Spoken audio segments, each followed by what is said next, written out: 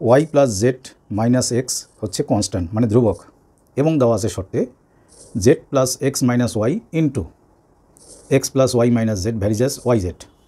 যদি এরকম হয় তাহলে প্রমাণ করো যে X plus Y plus Z varies as Y Z. তো আমরা শুরু করছি, যে পার্টটা দেওয়া আছে এই পার্টটা, সেই পার্টটাই আমি লিখলাম এখানে। তো যদি ভেরিয়েশন তোলা হয় তাহলে আমরা কী লিখি, অতএব Z plus X minus Y into X plus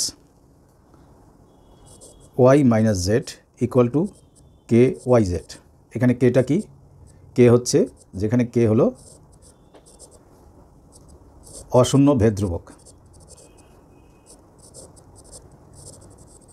আরও অন্যভাবে লেখা যায় সেটা তোমরা জানো। এবার আমরা এখানে করতে চাই কি, লিখলাম জেড মাইনাস ওয়াই, ওয়াইটাকে আগে নিয়ে এলাম আর এই এক্সটাকে এখানে পরে লিখলাম। তাহলে জেড মাইনাস ওয়াই আর এক্স দুটো পার্ট করলাম। সেরকম করে যদি এখানে মাইনাস কমন নেই তাহলে জেড প্লাস হয়ে যাবে, ওয়াই মাইনাস হয়ে যাবে, আর এক্সটা কী হবে, মাইনাস হবে, equal to K Y Z. এদিকে যা আছে তাই। এবার এই মাইনাস অটোমেটিক্যালি এই গুণ সম্পর্কে থাকা দুটো রাশির মধ্যে একটার থেকে মাইনাস কমন নিয়েছি, মাইনাসটা বাইরে এলো। বাইরে যদি আসে তাহলে Z minus Y plus X into Z minus Y minus X equal to K Y Z. তো এখানে দেখতে পাচ্ছ জেড মাইনাস ওয়াই, এখানেও জেড মাইনাস ওয়াই। তো জেড মাইনাস ওয়াই এর সঙ্গে প্লাস এক্স আছে, এখানে মাইনাস এক্স আছে। তার মানে আমরা ভাবতে পারি A plus B into A minus B. Formula কি, square minus B square. A square মানে কি, Z minus Y whole square.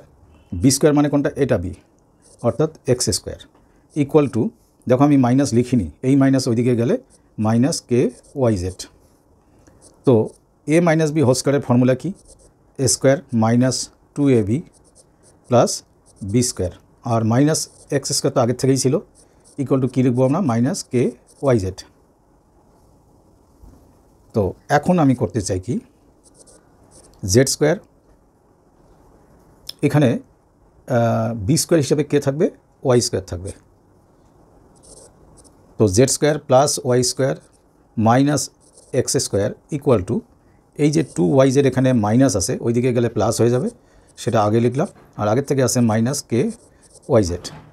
তো এখানে কি করলাম, যা আছে তাই লিখছি, তোমরা দেখে যাও। এদিকে যা আছে সেটাই আমরা লিখলাম।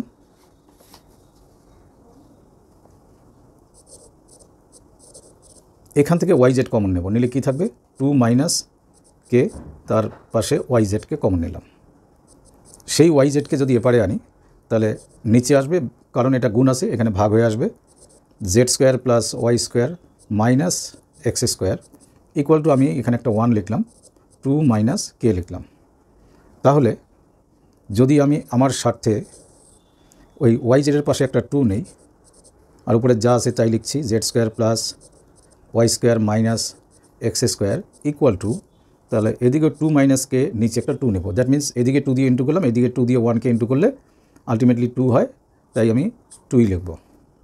এবার করব কি, ওপরে আছে Z square plus Y square minus x square by two Y Z, এখানে একটা ওয়ান অ্যাড করলাম, তো এইদিকেও আমার ওয়ান অ্যাড করতে হবে, two minus K by two plus one.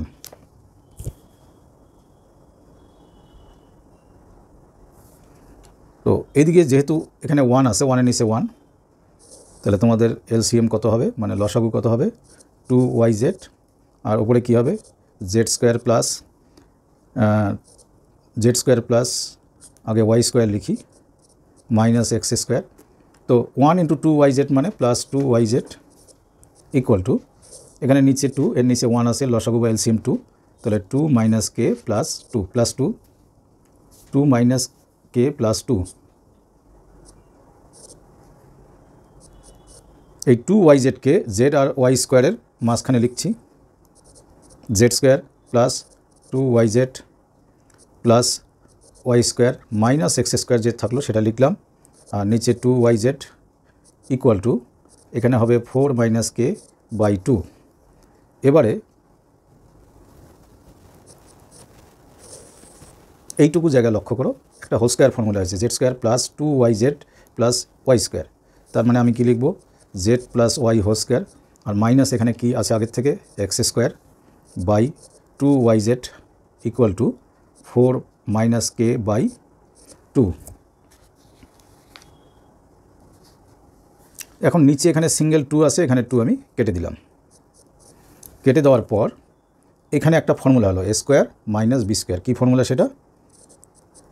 a plus B into a minus b equal to, আমি y জেডকে যদি এখানে ইন্টু করে দিই তাহলে 4 minus k into y z হবে।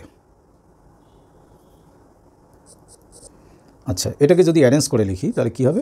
X plus Y plus z equal to, আমি কী পাচ্ছি? উপরে আসে 4 minus k into y z by এই রাশিটা আসবে এখানে জেড নয় x, z plus Y plus minus x. এবারে এই পার্টের মধ্যে তোমরা লক্ষ্য করো, এই পার্টের মধ্যে কে কে কনস্ট্যান্ট। প্রথম কথা হচ্ছে 4 মাইনাস কে তো কনস্ট্যান্ট, কারণ 4ও কনস্ট্যান্ট কেও কনস্ট্যান্ট। ও Z plus Y minus X, এটা আমাদের কন্ডিশনের শুরুতেই দেওয়া আছে। কী দেওয়া আছে? Z plus Y minus X ধ্রুবক বা কনস্ট্যান্ট। যেহেতু এই দুটোই ধ্রুবক, তাহলে বাকি কী থাকলো? Y z. তার মানে ধ্রুবক ইন্টু ওয়াই জেড, বা তোমরা এভাবে লেখো, এখান থেকে তোমরা সরাসরি লিখতে পারবে কি?